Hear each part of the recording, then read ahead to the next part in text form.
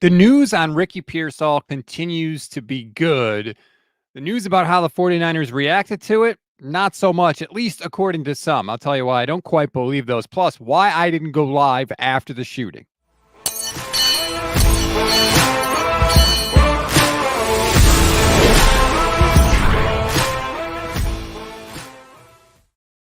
What is good, everybody? Welcome to another Gold Standard podcast and the Gold Standard and the Fan First Sports Networks. I am Rob Stats Guerrera here with you on this Labor Day. Going to do a quick solo show today. I will be live with Vish later tonight, but I just wanted to pop on because I hadn't done anything since the Ricky Pearsall shooting, and I wanted to explain why and just talk about some of the reaction from the 49ers that I know was under heavy criticism.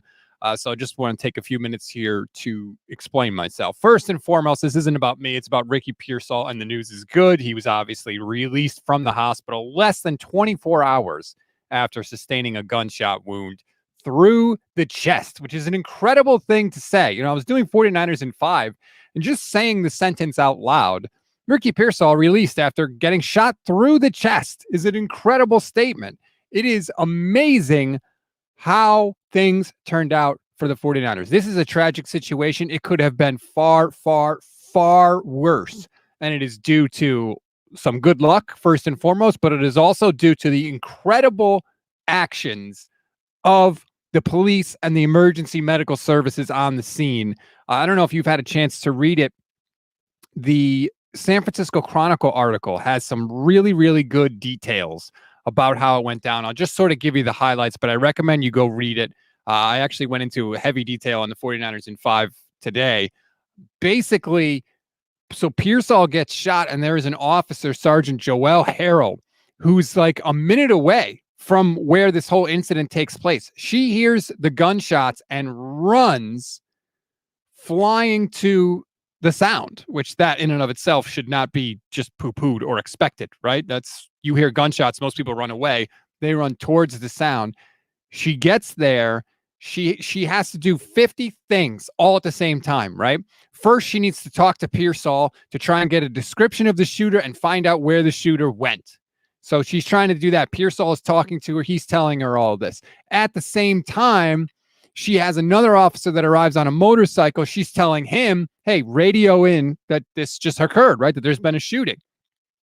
Also, she has to go talk to a third officer to tell him to call or her, I don't know who, but excuse me, him or her, to go call for the ambulance so that help can come for Ricky Pearsall. And at the same time, all of that is happening, she also has the actual physical wounds to deal with, right? The entry wound in the chest and the exit wound coming out the back shoulder. So she takes Pearsall's shirt and she presses it on his chest, and then she needs something for his back. So she takes off a baseball cap that she was wearing and puts it on his back. And so she's trying to press that to stop the bleeding or slow the bleeding anyway. Meanwhile, she also has to kind of coach Ricky through this whole thing because he's obviously freaking out. He's scared. He actually asked her at one point, am I going to die? Because there was so much blood, and obviously he was scared and nervous. So she's telling him, you know, it's not your time. And they start praying together. And she's telling him, just focus on your breathing and be strong like you are on the field. I mean, he said to her at one point that he was a player on the 49ers. So she's trying to coach him through this thing. And then eventually the ambulance gets there, which I don't know if you saw the footage from KTVU. Pearsall walks to the stretcher at the ambulance. It was unbelievable. And now he needed a little help, which is understandable. He had just been shot. But just the fact that he was able to walk to the ambulance and he was conscious the whole time and all of that is an incredible story. He goes to the hospital. He was awake and alert the entire time at the hospital. He did not require surgery. Think about that. This man was shot through the chest. It's not empty in there, right? There's a lot of important stuff in your chest, your heart, your lungs, your spine, by the way, right? Collarbone, ribs, all this stuff that could have been affected by the bullet. And apparently it wasn't to the effect that he needed surgery, which is incredible. That is almost unheard of. Like I'm stunned at all of this. And he was alert the whole time. Like I said, he's been released, and you know, hopefully we wish Ricky Pearsall well, and hopefully he recovers as soon as possible. Take your time, Ricky. Just a wild story. So Saturday night, I am at a friend's house and I'm actually going to do my fantasy football draft. And I see the news and I'm like, oh my God, Ricky Pearsall is shot. And so that's the dilemma right there. It's like, okay, what do I do? Do I go live? Normally when breaking news happens, we go live on the channel. But this is not a normal thing, right? This is not Brandon Ayuk signs. This is not Trent Williams is going to hold out into the regular season. This is a different animal. When something like this happens, where it's real life, not sports, real life tragedy, real life crime, it's chaos immediately following it, right? There's a lot of stuff going on. There's a lot of rumors floating out there. I mean, I was seeing all of it on Twitter as it unfolded. Ricky Pearsall was shot. Ricky Pearsall was shot multiple times. Ricky Pearsall was shot in the arm. Ricky Pearsall is fighting for his life. He's in serious condition. A lot of stuff gets thrown out there because it's chaos, and the people involved that would really know what's going on, excuse me, are too busy dealing with the actual consequences of what happened to be able to give the full, complete context and story to the news media. So you've got sources, but they're always sources who are kind of there, kind of around it, may have overheard people talking about it. It's crazy. To the case in point, Grant Cohn said he had a San Francisco police officer DMing him details, and even those details were incomplete or incorrect or not missing or missing some full context, because the point is the people that have the real story are too busy dealing with the reality of what happened. So I could have gone live and I could have just been updating and reacting to things as they were rolling in on Twitter, but I didn't want to do that. And let me say, this is not a judgment on anybody else that went live, anybody else that posted any kind of video. I'm not saying I'm better than them. I'm not saying any of that. Do your thing. I'm not criticizing anybody else's coverage of the shooting. I'm not doing that. I'm just explaining why I did not want to contribute to that. I have a platform here, however small it may be, and it's not very big. But I think that if you have a platform, one of the things that I take very seriously is the responsibility of this platform. We have whatever credibility we have built up. I take very seriously. I take pride in that. And people are looking for information when stuff like this happens. They're looking for credible information. They just want to know what happened. I did not have that any more than anyone else that was scrolling on Twitter or checking the internet, right? I didn't have San Francisco police officers DMing me. I didn't have any sources within the hospital or the medical community or anything like that, right?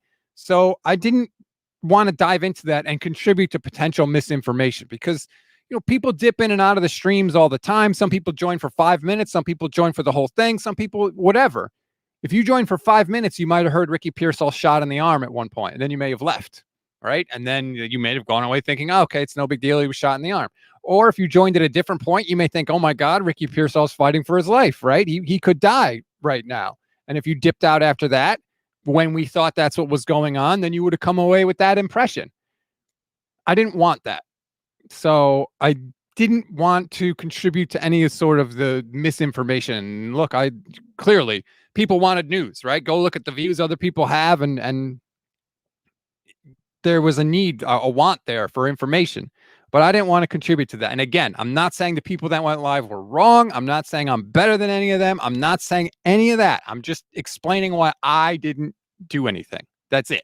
I hope that's clear. I don't want to, I'm not trying to pick a fight with anybody or anything like that. But that's why I chose not to do it. I did 49ers in 5 this morning when more details emerged, right? We sort of have a real solid picture of what occurred and what went on and why. And so that's that. If you have any questions about it, feel free to ask. And we can get into that. Modelo Time on Twitch says Niners got themselves a dog. Get well, Ricky. Now, the other thing is how the 49ers responded to this, right? We got news that John Lynch and multiple members of the 49ers organization were at the hospital with Ricky Pearsall. And it was reported, I think, by Mayoko that Kyle Shanahan was hosting the annual 49ers team party that they have after training camp and after the 53-man roster gets released. I think the party was at his house. And the party went on as scheduled, I believe is what Shanahan reported. And I've seen a lot of people very critical of Kyle Shanahan, particularly because of the pictures that were on social media floating around out there of Kyle Shanahan. And if you haven't seen them, I'll try and throw one up really quick for you. So you can see there he is in the white or off-white kind of cream-colored suit, hair slicked back, and Deebo Samuel's right there in the picture. Brandon Ayuk is there in the picture. Like, you know, these are the things that were floating out there with Kyle Shanahan. Now, lots of people were critical of him. And let me just say, I don't think we know enough to be critical of Kyle Shanahan. I really don't, right? There's a lot of things that we don't know about the situation. We know there was a party scheduled. We know the party went on as scheduled. I don't even know at what point those pictures were taken. Were they taken before Shanahan even found out about the news, right? I have no idea. And look, anyone that's watched this show knows I've never been afraid to be critical of Kyle Shanahan, right?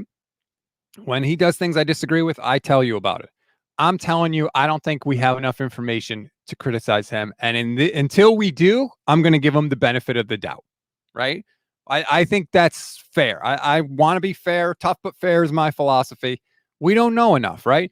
We don't know. Did he find out about the shooting, do nothing, and then go on partying, right? I think that's highly, highly unlikely. Did he call Ricky Pearsall? Did he FaceTime Ricky Pearsall after the incident, after Pearsall was in the hospital? Maybe Ricky told him, hey, stay at the party. Don't come. I'm fine. I'm going to get released tomorrow anyway. Like, we don't know. We don't know. And so I don't think it's fair to just go in on Kyle Shanahan and say, you know, he didn't do anything wrong. He's a jerk. You know, I saw that Lowell Cohn was incredibly critical of Kyle Shanahan. You know, I think Lowell went really too far. He said that basically they should have eulogized Ricky Pearsall at Kyle's house. They should have gone around in a circle and discussed, you know, what Ricky meant to the team. I don't think that he needed to do that. We don't know what Kyle did or didn't do.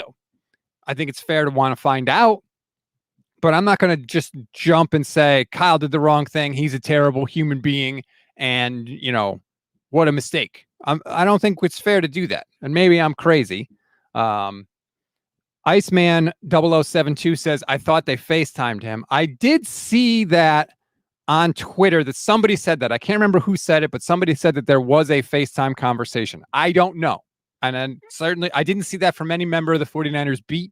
So I'm not going to say that that definitely happened. It would not surprise me, right? I mean, you would think that some communication would have taken place, but I don't know. And hopefully we'll find out about it. Matt Swanson says, appreciate your Rob, level-headed, informative reporting. Well, I'm not even really reporting anything. I'm just trying to give you my perspective, but thank you, Matt. I appreciate it.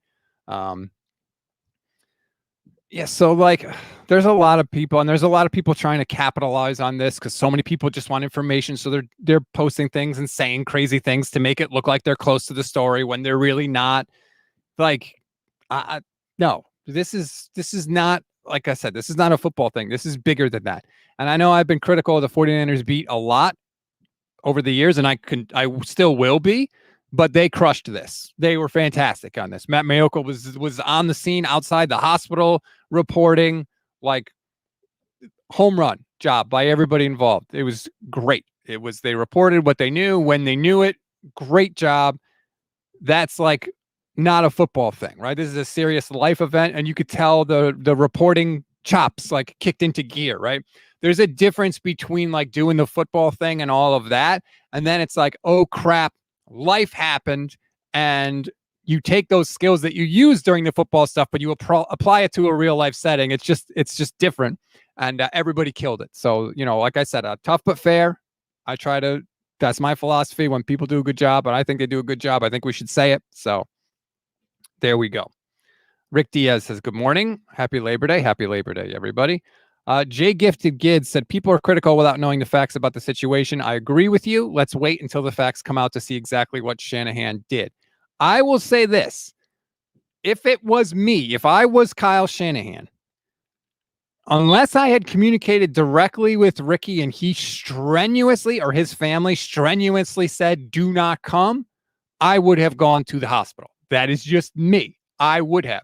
But again, we don't know the details. What if Kyle FaceTime with Ricky? He says, hey, Ricky, I'm glad you're okay. I'm coming. I'm on my way. And he said, no, no, no, no, no. Don't do it. You have the party. I know you have the party. Tell everybody there I'm okay. Maybe people were gathered behind Shanahan. Maybe it was like a group FaceTime thing if that occurred and he talked to the team. Like, again, we don't know what happened.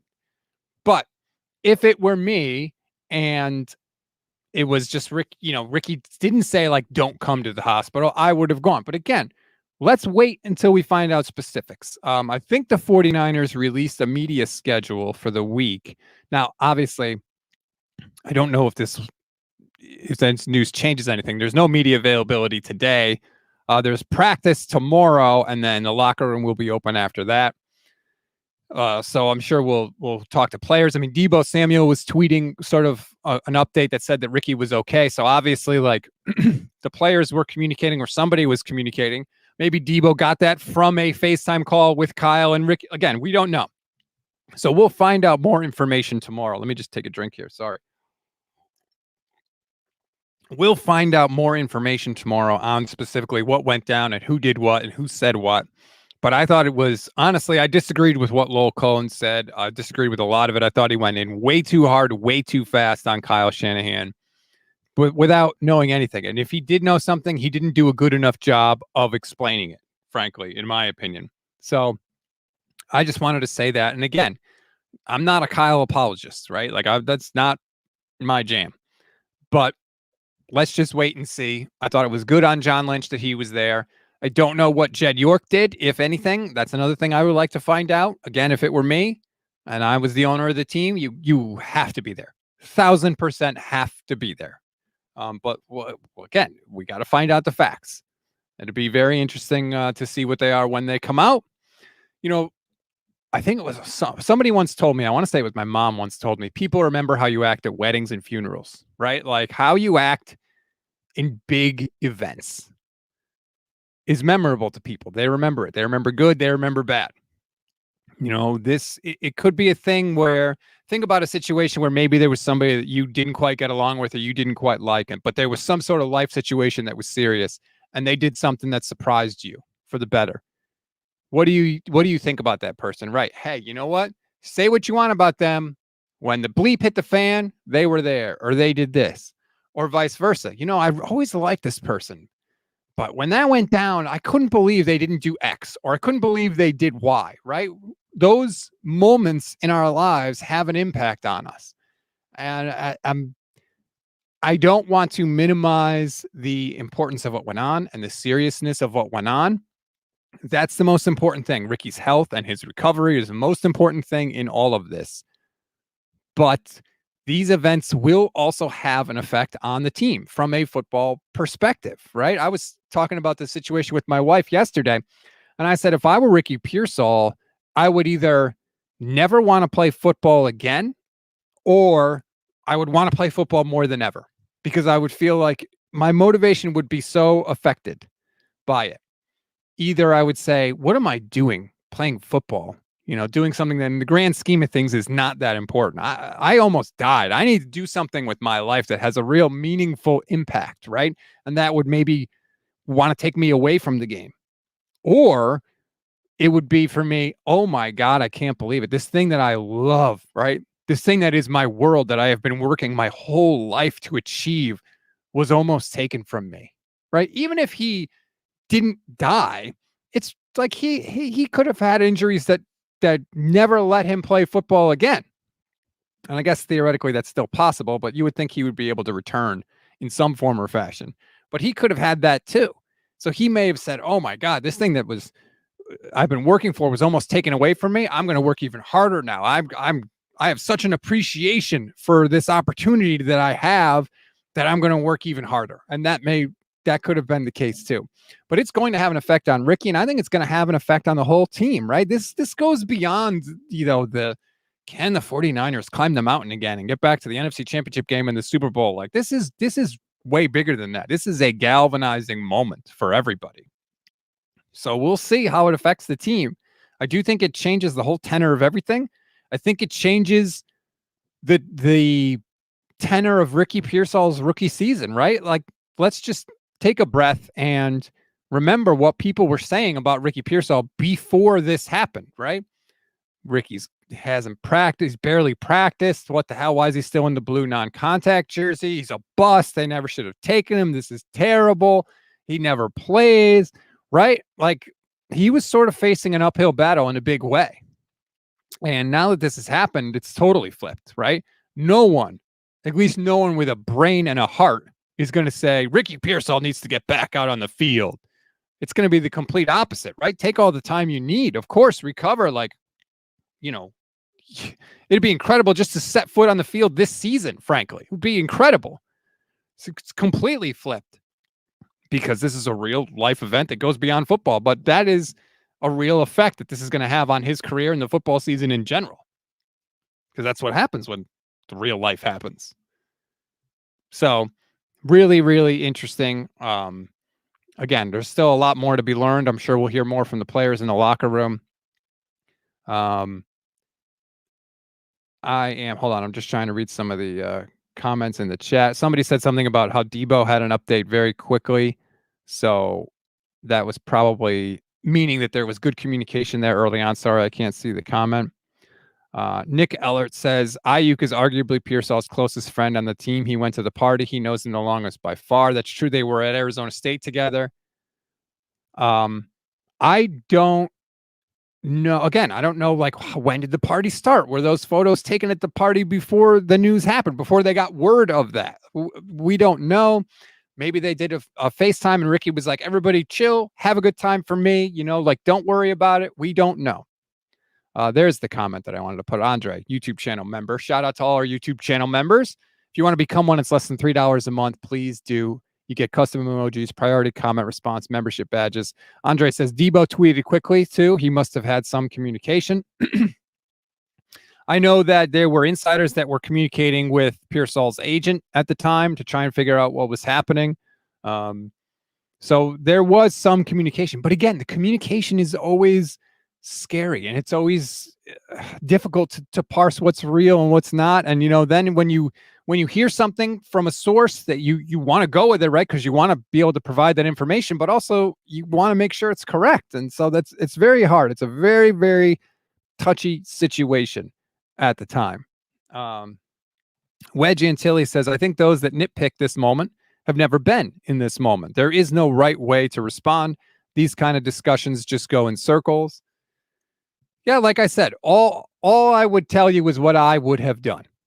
That's not critical of anybody, but all I can say is what I would have done in that situation. To me, I would have shown up, and I'm not saying Kyle Shanahan didn't. Like, again, I'm not saying any of this. I'm just saying if it were me, I would go. Like, if I was Jed York, I would go, even just to pop in and just check in. Are you okay? Is there anything you need? Here's my number. Anything you need, contact me. I'll let you rest and recover. God bless. Get well soon. And then you're out. And then you go back home, right? You don't even have to stay for 10 minutes. You could pop in for 5 minutes and just say, hey. And if they say, look, maybe the family says he's tired, he wants to recover, he doesn't want to visit, whatever the case may be, you pop in because it's about the gesture. To me, it would have been about the gesture. Again, we don't know what Kyle did. We don't know what Kyle didn't do. We don't know what Lynch told Kyle. We don't know if they FaceTime. We don't know what Ricky told them. I'm not trying to be critical of anybody in the situation. I hope that's clear. So that's it. I just wanted to pop on and say that, I know that people are asking about Trent Williams in the chat. Jeremy Fowler had a report Friday about he's mad at the Niners for dragging their feet on this and all of that. And look, we can get back to football. Vish and I are going to do a show tonight, a little bit later than normal, probably like, let's see, we usually do it at 8 Eastern, so 5 Pacific. I think we'll probably do like 5:30 Pacific because I'm actually going to be hosting on ESPN Radio today a little bit later. So we will still do a show, and we can talk about the Trent Williams thing then. That's a huge part, obviously, of the prep for the season, and we are in game week now. But I just wanted to pop on and let you know my thoughts on why I didn't stream. Don't think I wasn't thinking about it. Don't think I purposely wanted to leave anybody hanging. like I said, I do appreciate the platform that we have and that people come to me when stuff happens and they value what I have to say. And I'm greatly appreciate that. But this was just a little bit of different situation. I hope now you understand what I was thinking and why I did it. And yeah, that's it. So thanks, everybody. I appreciate it. We can get back to football hopefully in a couple of days as we move along here. Definitely a very, very scary situation, but incredibly, it probably turned out as well as it could have, all things considered. And let's not take that lightly. It could be a very different show if things had gone even a little bit differently. And let's be grateful that we are living in a universe where that is not the case. Enjoy the rest of your Labor Day, everybody. I'm Rob Stats Guerrero. We will talk to you later tonight.